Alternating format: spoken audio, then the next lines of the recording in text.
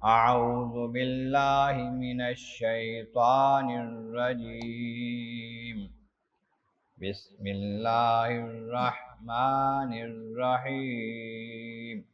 ودخل معه السجن فتيان قال أحدهما إني أراني أعصر خمرا وقال الآخر إني أراني أحمل فوق رأسي خبزا تأكل الطير منه نبئنا بتاويله إنا نراك من المحسنين صدق اللہ العظیم۔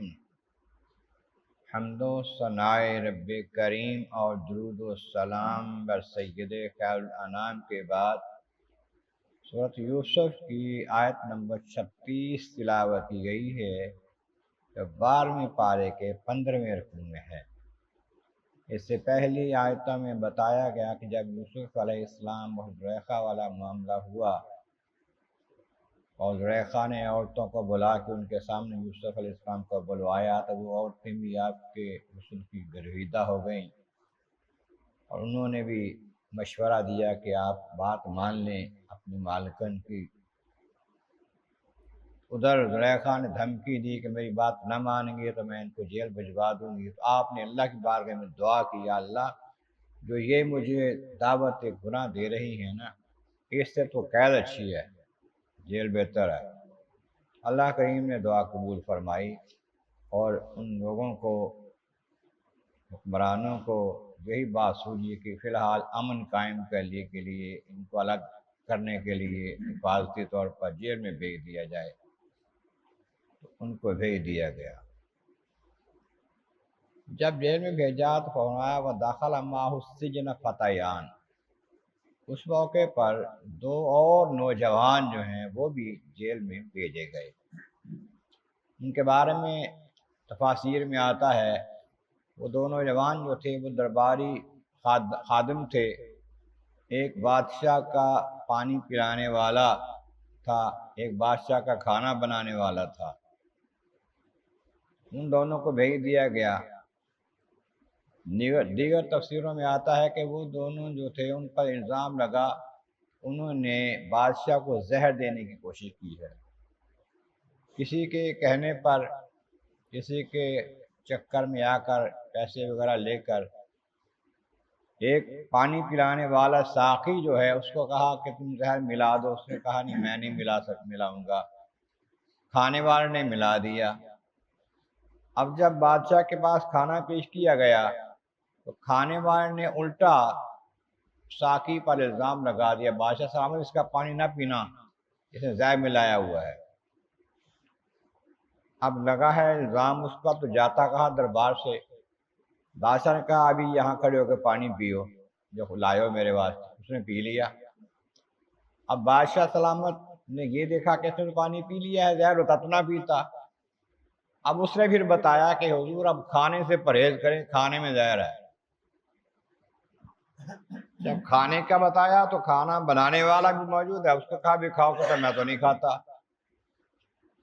اب پھر دونوں کو پکڑ کر جیل بھیج دیا گیا۔ ایک کی سزا تو یہ ہے اس نے کھانے میں زہر ملایا، دوسرے کی یہ ہے کہ اس کو پتا تھا، پہلے نہیں بتایا اس نے۔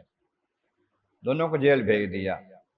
اب جیل میں ان دونوں نے خواب دیکھا، دونوں نے الگ الگ خواب دیکھا۔ یوسف علیہ السلام وہاں پر اللہ اللہ کرتے رہتے تھے، راتوں کو عبادت کرتے رہتے، دن بھر لوگوں کی خدمت کرتے، جو کسی کا مسئلہ ہوتا حل کرتے۔ ان دونوں نے دیکھا کہ یہ بزرگ بندہ جو ہے بڑا نیکوکار ہے، پرہیزگار ہے، علم والا ہے، فہم و فراست والا ہے، اپنے خواب اس سے بیان کرتے ہیں۔ قال احدهما انی ارانی آصر خمرا، ان میں سے ایک کہنے لگا کہ حضور میں نے دیکھا ہے خواب میں کہ میں انگوروں سے نچوڑ کر شراب بنا رہا ہوں، شربت بنا رہا ہوں انگوروں کا، انگوروں کی شراب بنا رہا ہوں، انگور نچوڑ کے گچھے۔ بادشاہ کا پیالہ میرے ہاتھ میں ہے، کاسا، جس میں وہ پانی پیتا ہے۔ ایک میں نے خواب دیکھا ہے اور یہ دیکھا ہے۔ وقال آخر، دوسرا کہنے لگا انی ارانی احمل فوق راسی خبزا، میں نے یہ دیکھا ہے خواب میں میں نے اپنے سر پر روٹیوں کا ٹوکرا اٹھایا ہوا ہے، ٹوکرے میں روٹیاں ہیں، میں نے اپنے سر پہ رکھا ہوا ہے، لے کے جا رہا ہوں۔